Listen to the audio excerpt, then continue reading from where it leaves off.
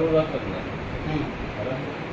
આમાં જેટલા ડેટા છે ને એમાં 80% કદાચ કોઈએ ને કોઈ અરજી કરી હશે 1 લાખથી નીચેના સાધનવાળા હશે. 1 લાખથી ઉપરનું સાધન લેવાવાળા કેટલા જણા આમાં? પણ એ તમારે આમાં કોડિંગ કરવાની જરૂર ક્યાં છે? કોડિંગની નહીં, એ તમારા કેમ્પ હોય ને એમાં કરજો. બરાબર છે. અહીંયા કોડિંગ પેલા રહેવા દો. આ સરકારશ્રીનો પરિપત્ર છે. બરાબર છે. આ એની અંદર દાખલા તરીકે થ્રેશર છે 1 લાખથી વધારે છે. બંને આવે વધુ ઓછું બંને હા, આવે. પણ થ્રેશર મોટા જેટલા છે એ 1 લાખથી વધારે વાળા છે. બરાબર છે. એની અંદર થ્રેશરમાં થ્રેશર એસોસિએશન પોતે લખીને આપે છે. થ્રેશર એસોસિએશને લખીને આપ્યું છે કે આ શક્ય જ નથી.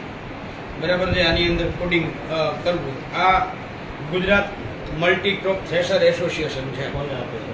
બરાબર છે. એણે સરકારશ્રીને કાગળ લખ્યું છે રાજ્યના ખેતી નિયામકને, અને એની અંદર એણે લખ્યું છે કે સરકારશ્રીના ફલાણા પત્રમાં ઉલ્લેખ છે કે ફરજિયાત લેસર કટ હોય એ જરૂરી નથી ચેસીસ પર. એની અંદર અલગથી વેલ્ડિંગ કરેલી પ્લેટ લગાવેલી હોય તો પણ સરકારશ્રીએ માન્ય રાખ્યું છે. આ Gujarat multicrop thresher association party છે. હા અમે અરે પણ મારી વાત તો સાંભળો. આવું એના ઉપર આવું એમાં એણે એવું સરકારશ્રીના 2 પત્રો લખ્યા છે. એક 27 જુલાઈ 2023 નો અને એક 5 મે 2025 નો. આ બંને પત્રમાં એણે એવો ઉલ્લેખ કર્યો છે કે સરકારે એવું કહ્યું છે કે નંબર જે આ યુનિક કોડ વાળી જે છે પ્લેટ એ અલગથી વેલ્ડિંગ કરેલી હોય તો પણ ચાલશે. આવું સરકારના પત્રમાં છે. એવું આવું એને લખીને આપ્યું છે. સાંભળો. બરાબર છે. કોણે લખીને આપ્યું છે? રાજ્યના ખેતી નિયામક. એને થ્રેશરમાં ન ચાલે એના કારણો એટલે લખ્યા છે કે લેસર કટિંગ મશીન પર ચડાવી શકાતી નથી અને તેના પર લેસર કટિંગ કરી શકાતું નથી, તથા જો કોઈ રીતે તેના પર લેસર કટિંગ કરીએ તો ત્યાંથી ચેસીસ કમજોર થઈ જાય છે અને ત્યાંથી ખેડૂતને ચેસીસ તૂટી જાય છે. જો અમે સેફ્ટી ગાર્ડ પર આથી અમો થ્રેશર વાળા અલગથી યુનિક કોડ પ્લેટ પર લગાવીને તેને થ્રેશરથી અલગ ના કરી શકાય તેમ એ પ્લેટ વેલ્ડિંગ કરીએ છીએ, જે આપ શ્રીએ માન્ય રાખશો. આવો પત્ર. બરાબર છે. એનો અર્થ એવો કે થ્રેશર વાળા જેટલા છે એ કોઈ કરતા કોઈ ચેસીસ પર યુનિક કોડ લખતા નથી. બરાબર. આ એસોસિએશન છે. ફોટા તો અત્યારે એઆઈ માં સાહેબ હમણાં તમે જોયું નહીં કેશુબાપા જીવતા આવીને આશીર્વાદ દેતા હતા. ફોટામાં નહીં. જિલ્લાના ખેડૂતોએ ખરીદી કરેલા ફોટા. બરાબર છે. બીજું હવે નંબર 2 તમે આ કહેતા હતા કાગળ કોણ? આ કાગળ છે 27 જુલાઈ 2023 કેન્દ્ર સરકારનું. કેન્દ્ર સરકારના કાગળમાં લખ્યું છે કે the agriculture implement machinery costing ₹1 lakh and more should have lesser cut serial number on the main frame which can be viewed from front side of the implement machinery and the implement machines on which lesser serial number is not possible. Which lesser serial number is not possible should allowed welding of lesser cutting serial number plate on the location of the main frame which can be viewed from front side for the implement or machinery.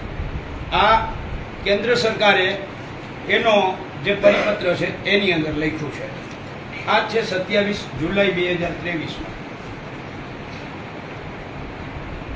આ કાગળ છે 5 મે 2025 એટલે ચાલુ વર્ષ માટે 2 મહિના પહેલા કેન્દ્ર સરકારનો.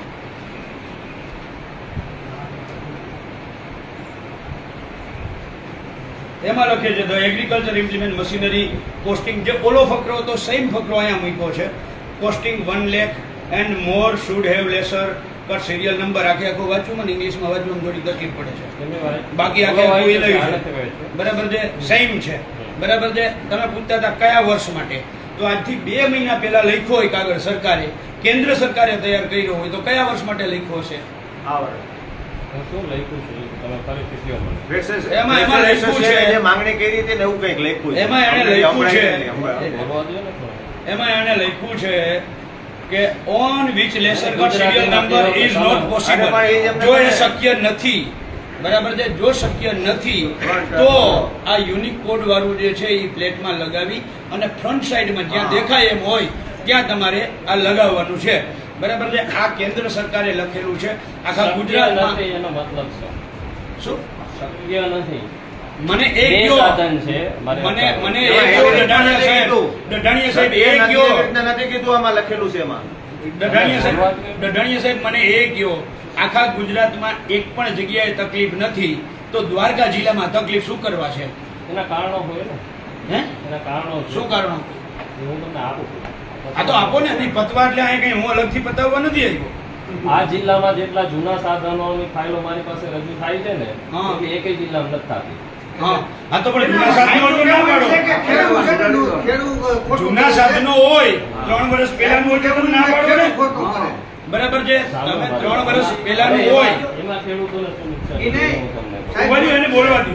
હા તમે સાંભળો, એક વ્યક્તિને બોલવા દો. એમાં ખેડૂતોને શું નુકસાની છે એ હું તમને કહું. બોલો. બરાબર? પેલા આપણે આ નોટ પોસિબલ એનું ક્લિયર કરીએ. હા જે સાધન છે સપોઝ રોટાવેટર છે. હા. રોટાવેટર એક સાધન છે. હમ. એમાં 5 કંપની છે એ લેઝર કટ કરીને આપતી હમ. મલ્ટીક્રોપ થ્રેશર હમ. છે એની અંદર કોઈ કંપની છે એ લેઝર કટ કરીને આપતી હમ. એનો મતલબ શું છે? પોસિબલ. હમ.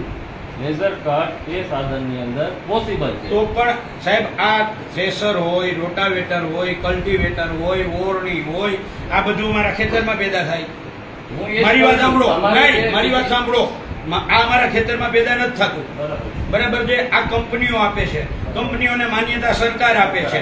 બરાબર છે. તમારે સરકારને કયો આજે જિલ્લા ખેતીવાડી અધિકારી કે તરીકે જ્યાં સુધી કંપનીઓ આવી વ્યવસ્થા આપે છે, આખા ગુજરાતમાં સરકાર ચલાવે છે, તો માત્ર દ્વારકા જિલ્લાના ખેતીવાડી અધિકારી કે તરીકે તમે આવું ના કરી શકો. આખા ગુજરાત આખા ગુજરાતમાં ચાલે છે. આ ભાઈએ લખ્યું જો કે આખા ગુજરાતમાં ચલાવે છે. આખી દ્વારકા જિલ્લા પ્રાઇવેટ અરે પાર્ટી તો ગમે તે લખે ને. શું પ્રાઇવેટ પાર્ટીનું થોડું તો એ બીજા જિલ્લા ખેતીવાડી અધિકારી એનો વિરોધ ના કરે? એને કહ્યું કે માત્ર દ્વારકા જિલ્લામાં આ ચાલતું નથી.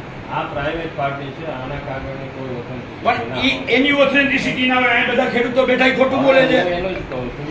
આખા ગુજરાતમાં માત્ર દ્વારકા જિલ્લામાં જ આવું હું કામ? કેસરવાળા કોઈ દેતા જ નથી ખેડૂતને.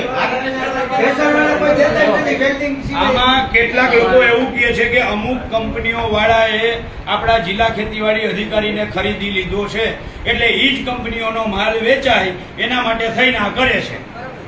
જો તમારી પાસે સાબિતી હોય ને આમાં ગામમાં વાતું થતી હોય, ગામમાં વાત થતી હોય એને કોઈ પુરાવા ના હોય. એક મિનિટ ગંભીર આરોપ છે.